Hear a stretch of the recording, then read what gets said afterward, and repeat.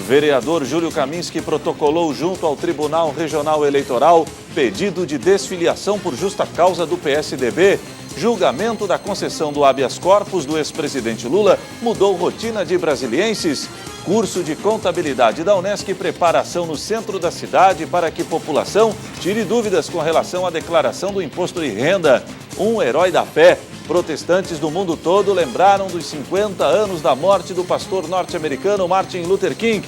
Criciúma pleiteia pela segunda vez Prêmio de Cidade Amiga da Criança. E no esporte, jovem talento revelado pelo Tigre projeta Série B e sonha com vaga de titular no time de Argel Fuchs. As notícias de Criciúma e do sul de Santa Catarina você confere a partir de agora. No ar pela TV Primavera, Informe Região.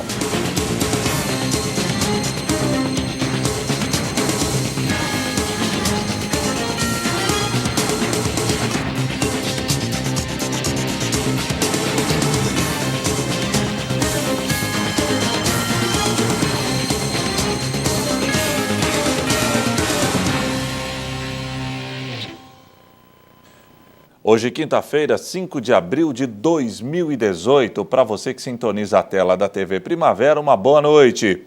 Mais uma surpresa na política regional. O vereador Júlio Kaminski, que já foi líder do governo na Câmara, protocolou junto ao Tribunal Regional Eleitoral desfiliação por justa causa do PSDB.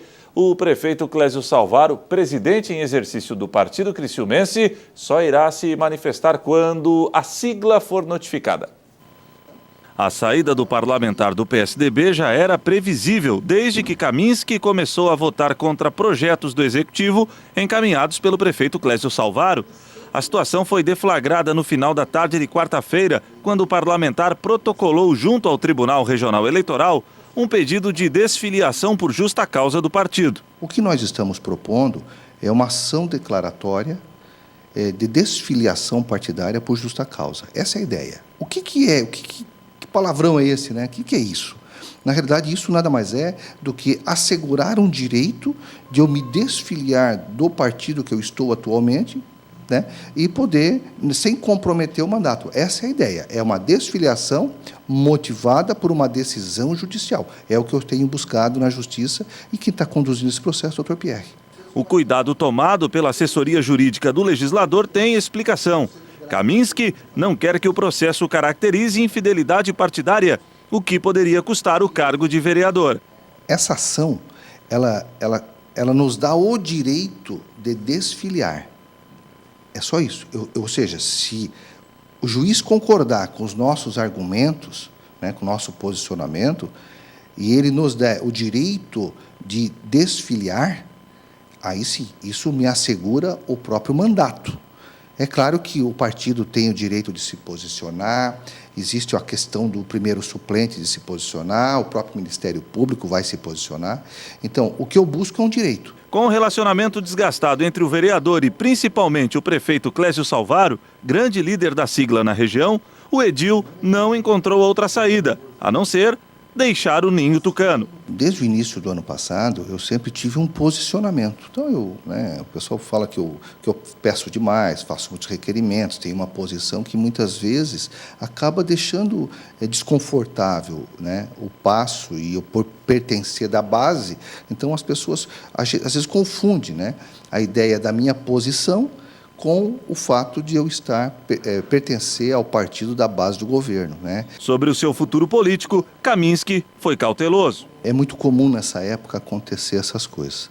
Eu tenho um mandato e, em respeito ao eleitor, em respeito à cidade de Criciúma, eu vou permanecer no meu cargo para qual eu fui eleito. Tá? Não tenho motivação política agora, nesse momento, não vou me candidatar a cargo nenhum, não vou disputar a eleição em 2018, né? Então, na realidade, é uma tomada de decisão. Talvez o momento gere esse tipo de desconfiança, né? De dúvida e tal, mas não é motivado para uma disputa eleitoral em 2018, isso não é. A esplanada dos ministérios em Brasília amanheceu isolada no dia de ontem, na expectativa do julgamento do Supremo Tribunal Federal do habeas corpus do ex-presidente Lula. Cerca de 20 mil manifestantes acompanharam a votação. O dia na capital federal começou cinzento e chuvoso, mas não inibiu as manifestações. Os grupos foram divididos por uma grade, como acontece em julgamentos importantes. De um lado da esplanada dos ministérios ficaram os manifestantes favoráveis ao habeas corpus do ex-presidente Lula. Do outro, manifestantes contrários ao petista. Segundo organizadores, cerca de 20 mil pessoas participaram dos protestos. A Romali saiu mais cedo do trabalho para participar. Para ela, a decisão do Supremo não pode levar em conta questões políticas. Meu posicionamento é pela manutenção da segunda instância, prisão em segunda instância, e sou favorável também à manutenção da Lava Jato. Cristina pediu a prisão do Lula e de todos os políticos corruptos. Que ele não fez sozinho o crime, tá? O crime nacional, não é essa quadrilha que está aí, não é só o PT. Os outros partidos também estão em colúrio junto com ele. Manifestantes contra Lula ergueram um boneco gigante homenageando o juiz Sérgio Moro e outro mostrando políticos do PT com roupa de presidiários. Manifestantes pró-Lula estamparam camisetas do petista. Essa família veio de Belo Horizonte trazendo uma bandeira. É uma bandeira de manifestação popular, Lula livre, Moro parcial. E é uma forma de a gente estar manifestando de uma forma aberta assim à população. O Raul, estudante de Direito de São Bernardo do Campo, explica por que o Lula deveria ganhar o habeas corpus. Não somente o Lula, como qualquer cidadão brasileiro tem direito à presunção de inocência até serem esgotados todos os recursos cabíveis. O forte esquema de segurança em Brasília começou a funcionar de madrugada. O acesso de carro à esplanada dos ministérios e à Praça dos Três Poderes, onde fica o Supremo Tribunal Federal, foi fechado. A Polícia Militar montou um bloqueio a cerca de 3 quilômetros do Supremo Tribunal Federal. A partir deste ponto, muitas pessoas estavam sendo revistadas e ninguém pôde entrar com fogos de artifício e bonecos infláveis. A Secretaria de Segurança Pública do Distrito Federal sugeriu aos ministérios que decretassem ponto facultativo para evitar maiores aglomerações na saída ao trabalho. A sessão que retomou a discussão sobre o habeas corpus preventivo pedido pela defesa do ex-presidente Lula para que ele não fosse preso após a condenação em segunda instância gerou reações no Congresso Nacional. A movimentação no Salão Verde, que já andava pequena, mesmo após o feriado prolongado, ficou ainda menor nesta quarta-feira. Votações importantes não ocorreram por falta de quórum. Pelas redes sociais, o presidente do Senado, Eunício Oliveira, fez um comentário a respeito do julgamento no Supremo Tribunal Federal. Ele disse que nos momentos de tensão social e política, a missão de líderes que têm responsabilidade institucional é transmitir serenidade à população e garantir que a Constituição, as leis e a democracia sejam respeitadas. Disse ainda que esse é o melhor caminho para o Brasil. E o presidente da Câmara, Rodrigo Maia, em entrevista a uma rádio no Rio de Janeiro, defendeu que a Câmara comece a analisar as emendas constitucionais que estão tramitando, que tratam de deixar claro na própria Constituição a possibilidade de prisão após a condenação em segunda instância. É uma nova realidade da sociedade brasileira e acredito que, independente das questões pessoais, do que vai acontecer hoje, desse julgamento ou outro, eu acho que o melhor caminho para que se reorganize melhor esse tema, né, que ficou tão polêmico, é que a gente possa avançar no Congresso Nacional, independente do resultado de hoje, que precisa ser respeitado. A gente precisa criar condições para que se aprove e deixe claro na Constituição essa questão, que tem o apoio da maioria da sociedade brasileira. O líder do DEM, Rodrigo Garcia, lembrou que qualquer PEC só poderá ser votada quando terminar a intervenção federal na segurança do Rio de Janeiro, mas que outras votações devem ocorrer nos próximos dias. Nós estamos no momento onde o Congresso não pode deliberar sobre projeto de emenda constitucional.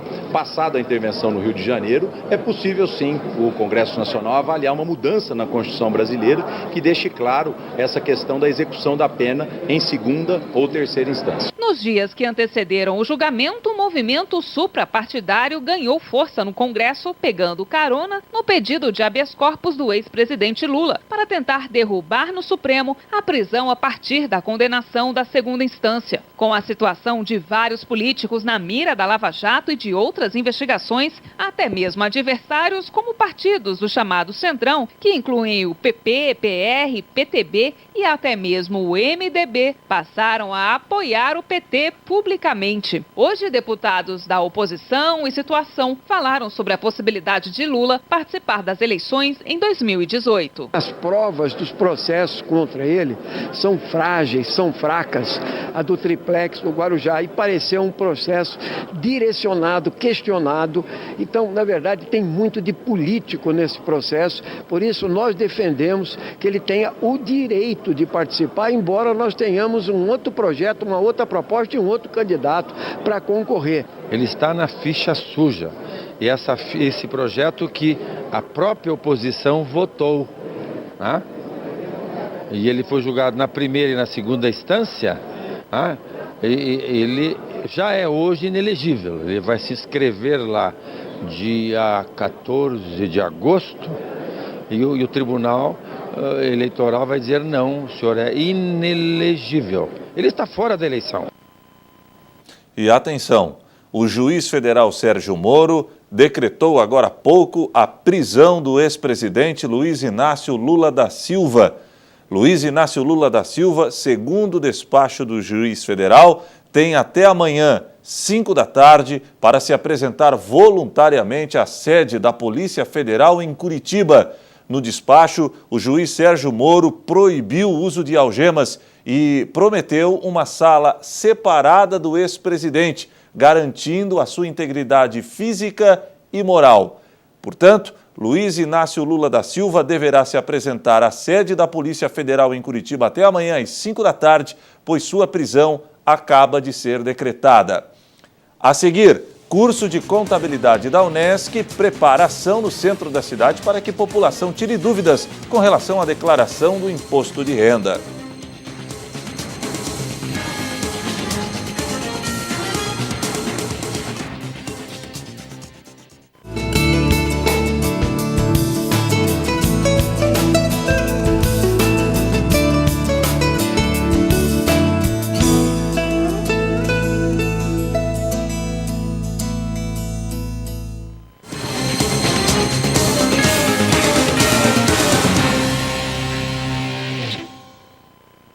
O prazo para declarar o imposto de renda em 2018 começou no dia 1º de março, mas tem muita gente que ainda se atrapalha para deixar tudo em dia. Um evento programado para o próximo sábado em Criciúma pode dar um auxílio. É para ajudar com todas as dúvidas e dificuldades da declaração de imposto de renda que o curso de Ciências Contábeis da Unesc realiza todos os anos um evento na Praça Nereu Ramos. Das 9 horas da manhã até a 1 da tarde, uma equipe vai tirar todas as dúvidas da população. Essa ideia surgiu do grupo de extensão do curso de Ciências Contábeis, né? Porque a universidade ela tem uma filosofia, né? Estimulada principalmente pela nossa reitora Luciana Sereta e pela nossa coordenadora, a professora Mila, incentivar esse tipo de projetos comunitários, né? Então esse projeto, ele hoje é tocado, né, e pelo esse grupo de extensão, pelo nosso grupo de extensão que nós temos aqui no curso de Ciências Contábeis. Então é a menina dos olhos do curso de Ciências Contábeis, sem dúvida. Este já é o 8º ano do imposto de renda na praça, mas, segundo o professor, algumas dúvidas ainda se repetem. Eu tenho 2 trabalhos, preciso declarar os 2? Né? Precisa. Eu vendi um imóvel e tive um ganho de capital, preciso declarar? Precisa. Né? Então são essas informações, as informações que eles mais solicitam para nós na praça, né? Na praça, o atendimento à população será feito pelos acadêmicos, com a supervisão dos professores. A gente vai contar com uma equipe de 20 alunos e uns 15 professores, né? Os alunos vão fazer o atendimento acompanhado de um professor, né? Eles tiveram a prática aqui nesse Centro de Práticas Contábeis, né? É um dos melhores do Brasil, esse centro de práticas, segundo as autoridades que conhecem esse assunto, né? O curso de Ciências Contábeis da Unesco tem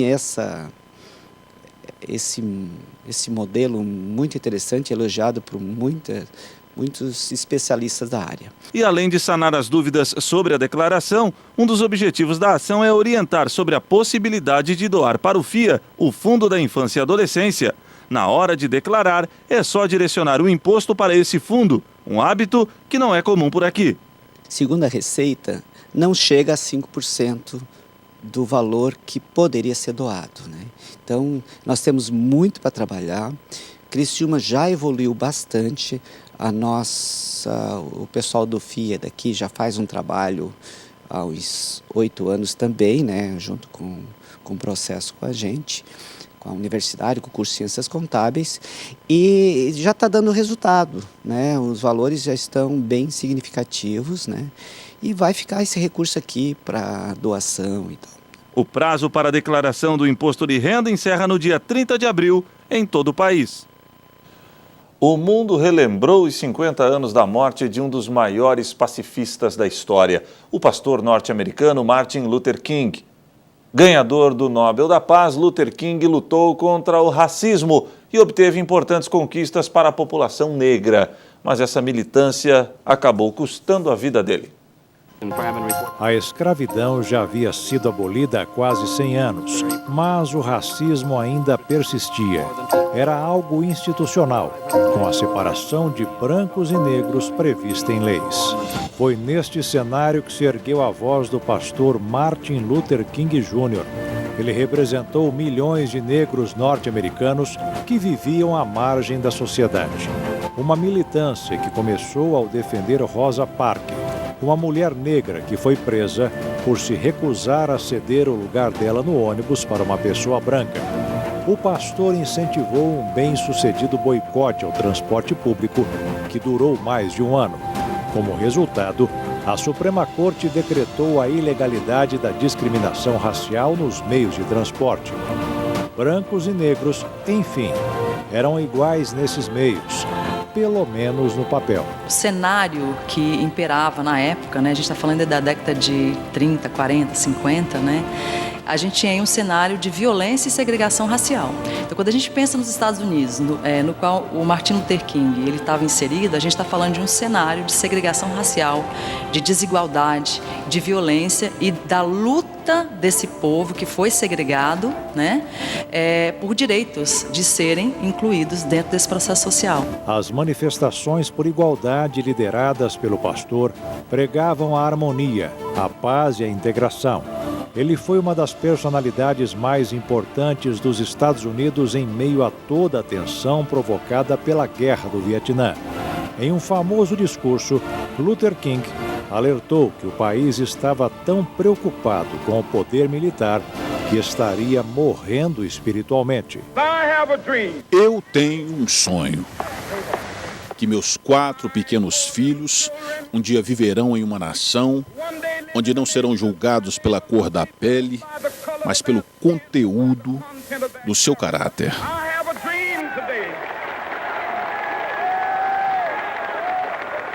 Que um dia meninos negros e meninas negras possam dar-se as mãos com meninos brancos e meninas brancas, como irmãs e irmãos.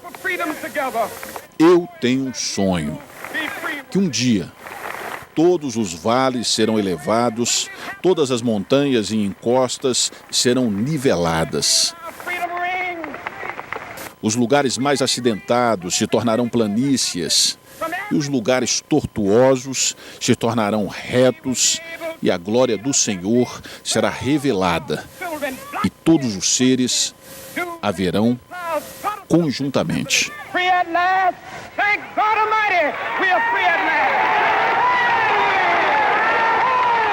A última batalha do pastor foi em defesa dos lixeiros da cidade de Memphis, no Tennessee, em 1968. A categoria lutava por melhores condições de trabalho, mas a primeira manifestação não terminou bem e a polícia matou um manifestante negro. Pouco depois, King retornou ao estado para provar que era possível fazer um protesto pacífico, como era a marca das manifestações defendidas por ele. O último discurso na véspera do protesto foi em uma igreja. Falou para os apoiadores que gostaria de ter uma vida longa e enfatizou que todos caminhavam para a terra prometida. Como qualquer pessoa, eu gostaria de viver uma longa vida. A longevidade tem o seu lugar. Isso não me preocupa agora. Eu só quero fazer a vontade de Deus. E Ele tem me permitido subir a montanha, e tenho olhado, e tenho visto a terra prometida. Pode ser que não chegue lá com vocês. Quero que todos saibam que nós, como povo, chegaremos à terra prometida. Mas a terra prometida foi apenas um sonho para o pastor. No dia seguinte, ele foi morto por um franco atirador. James Earl Ray, um foragido da cadeia, foi preso e assumiu a autoria do ataque. Poucos dias depois, porém, mudou o discurso e até a morte dele na prisão em 1998, manteve a versão de que não puxou aquele gatilho. Para familiares do pastor, James falava a verdade. Na opinião deles, Luther King foi morto em uma conspiração que envolvia membros do governo. A morte do líder pacifista, no entanto, não calou a voz de milhões de negros. E o legado deixado por ele é lembrado e celebrado até os dias atuais. Quando a gente fala de processo de memória social, não há como calar tamanha luta de um grande líder político, de um grande pastor, que trouxe, a partir desse movimento político, desse processo de ativismo, não só o princípio de consciência, quando ele tentava despertar naquele processo político, despertar naquela sociedade uma consciência maior para pensar: o povo negro existe, o povo negro faz parte da raça humana e ele não pode ser segregado. Ele tem o direito de se constituir como parte da nação. Então, realmente, eu posso dizer que ele foi calado, mas a ideia e o ativismo não foi calado.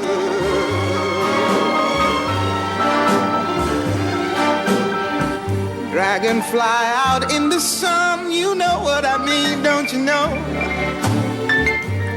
Butterflies all having fun, you know what I mean. A seguir, jovem talento revelado pelo Tigre projeta a Série B e sonha com vaga de titular no time de Argel Fox.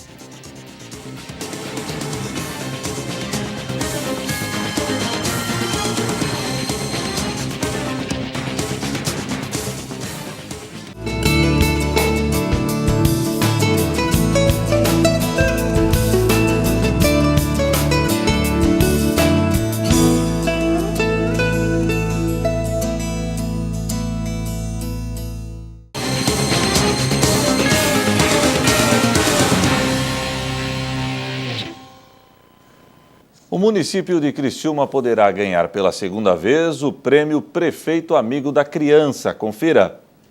Em 2010, o município de Criciúma recebeu o selo de reconhecimento Prefeito Amigo da Criança da Fundação Abrinq, por promover a defesa dos direitos e o exercício da cidadania da criança e do adolescente.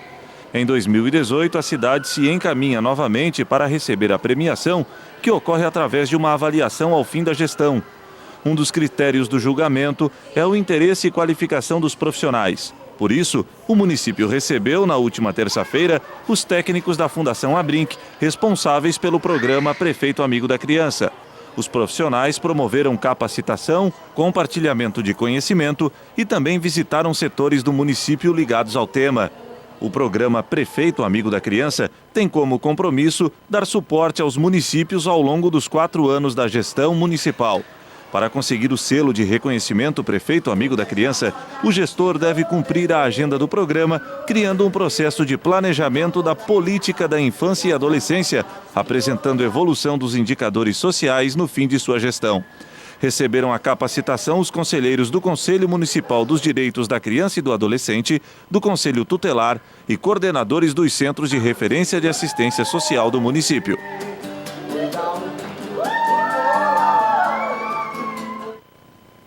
Agora o esporte. Jovem talento revelado pelo Tigre projeta Série B e sonha com vaga de titular no time de Argel Fuchs. Com vocês, Jean Mangabeira. Os jogadores do Criciúma estão se preparando para a Série B e para ajustar as arestas é bom avaliar o Campeonato Catarinense, corrigir os erros, valorizar os acertos e montar um time forte para o Brasileirão. Assim, acho que primeiro a gente começou mal, né? Só que a gente teve um êxito ali no final, acho que 6 partidas sem perder, se eu não me engano, 4 vitórias no final ali. Acho que isso dá uma confiança grande, né, para a continuidade do trabalho até acabar o ano. Jean Mangabeira, jovem talento revelado pela base do Tigre, tem a resposta para a crescente do time na reta final do Catarinense. Para ele, a chegada de Argel foi fundamental. Então, desde o primeiro treino ali, acho que ele já deve ter acompanhado alguns jogos. Ele veio me citar o Heineken, né? Até no vestiário ali. Eu acho que é característica, né, cara? De raça, né? De vontade. E o Argel transpira isso aí. Ele mostra raça, mostra vontade. O querer ganhar dele, né? Ele passa isso aí pro grupo e é importante. O volante, apesar da pouca idade, não amarelou quando foi exigido. No estadual, encarando atacantes adversários experientes, a promessa tricolor se saiu bem e ganhou a confiança do chefe. Sim, acho que vai da preparação, né, cara? Eu desde a base eu almejava chegar ao profissional. Eu acho que o garoto que chega, ele já tem que estar preparado, né? Até mesmo pela minha idade, comecei a jogar aqui acho que com meus 18 anos, mais ou menos aqui, acho que em 2016. E acho que eu sempre citei isso, é mais psicológico, cara. Se o cara tiver o psicológico bem, o resto vai fluir naturalmente. E sonhando com a Série B, para quem gosta de números, boas notícias. Em 2002 e 2012, anos em que o tricolor conquistou o acesso, o Tigre não foi bem no estadual. Porém, no brasileiro, foi sucesso total. Pode ser, né? Que seja, que usemos isso aí de exemplo, né? Mas acho que independentemente do estadual, o brasileiro é outro campeonato, né? É outro nível de campeonato. Estamos trabalhando forte aí para fazer uma ótima Série B aí. E para ir bem no Brasileirão e garantir uma vaga no time, Jean terá que enfrentar concorrentes. Nesta semana, o tricolor confirmou a chegada do volante Liel, contratado junto ao Atlético Tubarão, concorrente direto de Mangabeira, no meio-campo do Tigre. Não, ele é bem forte mesmo, né? Bem forte. Experiente, né? Nosso grupo precisa sim de jogadores, né? Como veio para o Catarinense, o Marlon, o Fábio, enfim, né? Entre outros. Sabemos que na nossa posição ali, né, de primeiro volante, de volante ali, costuma tomar bastante cartões amarelos, né? E sabemos que a Série B é um campeonato longo, tem bastante jogos e acho que ele vai chegar para ajudar bastante a equipe. E o Informe Região desta quinta-feira fica por aqui. Obrigado pela audiência e até amanhã, se Deus assim permitir. Boa noite.